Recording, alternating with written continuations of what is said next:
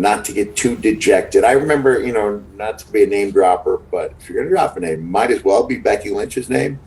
And prior to being the man, she was, quite, I was going to say a little frustrated. She probably more than a little.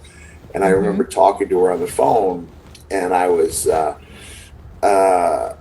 first of all, I was not aware that the women had started becoming far better compensated in the modern era, because thank God for that.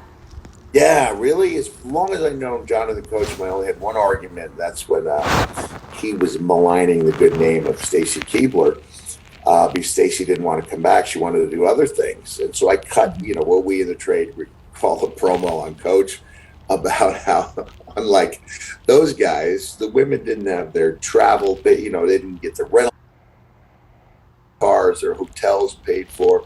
They were expected to be great ambassadors of the company. They were expected to look good at all times. They're traveling the globe. And in the end, after taxes, they're not making, I didn't think it was in keeping with what a superstar should be making.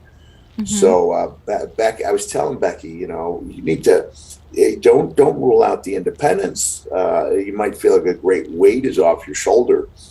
And then I said, hey, I rarely inquire about money. I said, if you don't mind giving me a ballpark figure as to what you made. And as soon as she told me, I said, well, you've got to stay. Yeah.